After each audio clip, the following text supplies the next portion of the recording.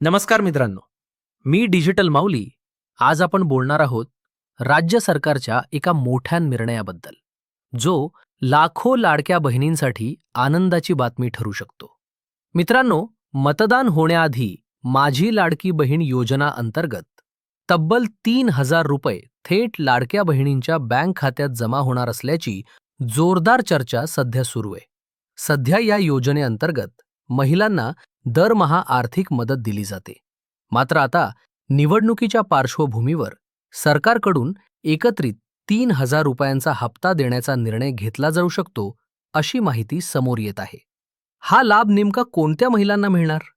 ज्यांचे KYC पूर्ण आहे, ज्यांचे आधार बँक खात्याशी लिंक आहे आणि जे या योजनेचे अधिकृत लाभार्थी आहेत, त्यांनाच या रकमेचा फायदा मिळणार असल्याचं सांगितलं जात आहे. मात्र मित्रांनो, अजूनही सरकारकडून याबाबत अधिकृत घोषणा होणं बाकी आहे. त्यामुळे कुठल्याही अफवांवर विश्वास न ठेवता फक्त अधिकृत माहितीवरच लक्ष ठेवा.